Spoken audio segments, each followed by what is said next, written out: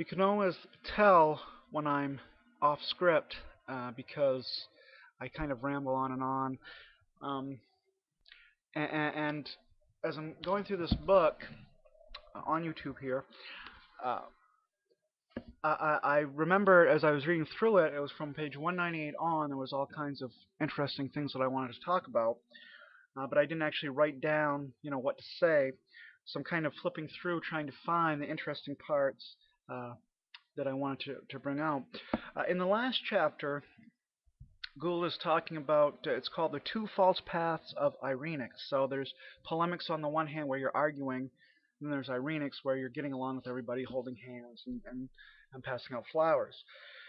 And he thinks that Irenics is better than polemics, that we should kind of link NOMA with a special case of Irenics. All right, so on page 209, he says, Irenics sure beats the polemics of ill-conceived battle between science and religion, a thoroughly false model, and he's alluding to chapter 2, that too often continues to envelop us for illogical reasons of history, chapter 3, and psychology, chapter 4. I do get discouraged when some of my colleagues tout their private atheism, their right, of course, and in many ways my own suspicion as well, as a panacea for human progress against an absurd caricature of, quote, religion, unquote, erected as a straw man for rhetorical purposes. Religion just can't be equated with Genesis literalism, the miracle of the liquefying blood of Saint Januarius, which at least provides an excuse for the wonderful and annual San Gennaro festival on the streets of New York, or the Bible codes of Kabbalah and modern media hype.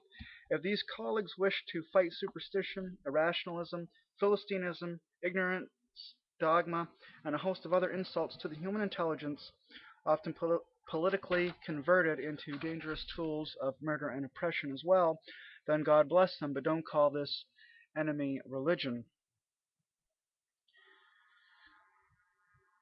Similarly, of course, I pronounce my anathema upon those dogmatists and true believers who, usurping the good name of religion for their partisan doctrines, try to suppress the uncomfortable truths of science, or to impose their peculiar brand of moral fiber upon people with legitimately different tastes.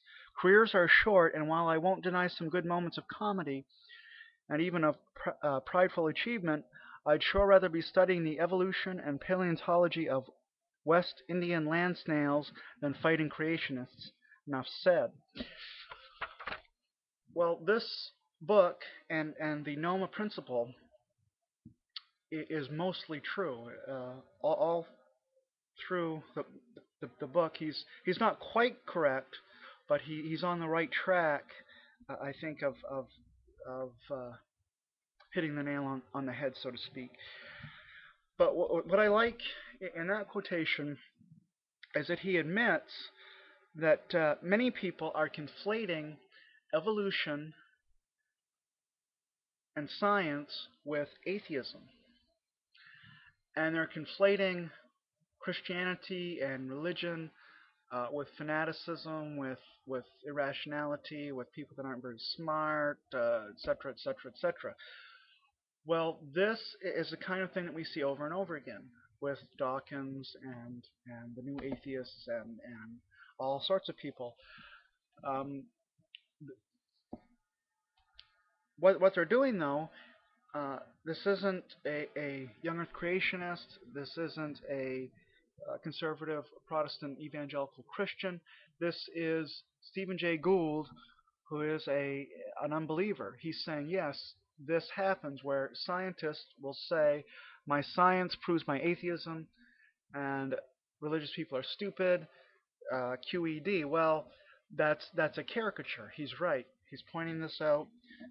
We're glad to have him do this. Now, I was discouraged when he seems to contradict himself later on by misrepresenting the teleological argument, but at least he knows that the misrepresentation is not fair. It's not an accurate representation. All right, so He talks on a while. He talks about the Goldilocks principle. NOMA is just right. It's not too scientific. It's not too religious. It's, giving both their equal say and such. Um, let's see. But then he's saying that you can't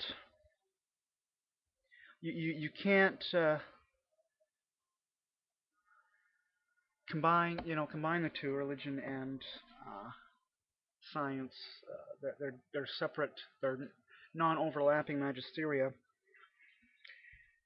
and uh, he doesn't think it's a good idea uh, to try to unite them. And then he's talking about the Templeton Institution, which is when he brings up the teleological argument. Um, let's see if I can find it here. Okay, I'm just trying to find the exact spectacular growth and success of science.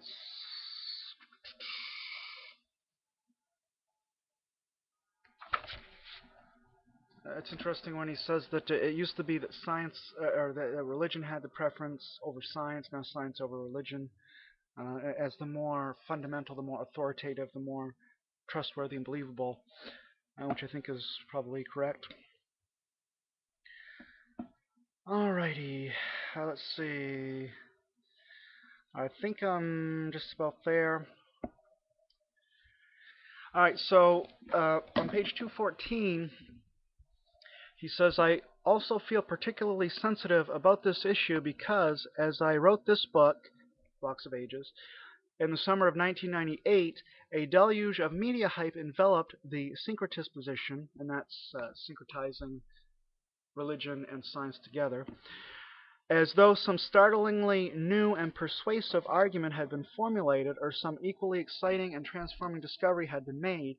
In fact, absolutely nothing of intellectual novelty had been added, as the same bad arguments surfaced into the glare of publicity because the J. M. Templeton Foundation, established by its fabulously wealthy eponym to advance the syncretist program under the guise of more general and Catholic small c discussion about science and religion, garnered a splash of media attention by spending $1.4 million to hold a conference in Berkeley on science and the spiritual quest.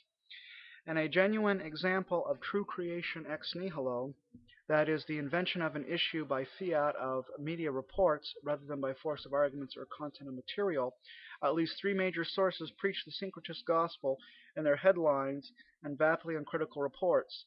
Faith and Reason Together Again, the Wall Street Journal, June 12th, Science and Religion, Bridging the Great Divide, the New York Times, June 30th, and a cover story in Newsweek, July 20th, simply titled Science Finds God. Scientists can only be mystified by this last claim, but at least we can now be certain about one of God's attributes. He sells newspapers and magazines. The Times article admitted the intellectual torpor of the proceedings. A kind of Sunday school politeness pervaded the meeting, with none of the impassioned confrontations expected from such an emotionally charged subject. The audience politely applauded after each presentation, but there was little sense of intellectual excitement. That's the quote from the New York Times. But from whence could such excitement arise in principle? If NOMA holds, and I devote this book to advocating the validity of this proposition, then facts and explanations developed under the magisterium of science cannot validate or deny the precepts of religion. Indeed, if we look at the so-called arguments for syncretism as described in these reports, they all devolve into a series of fuzzy statements awash in metaphor and logic. Consider just three of the examples, not chosen as egregiously silly, but representative of the standard fare. I'm all out of time, that's why I'm going so fast. Stay tuned for part 4.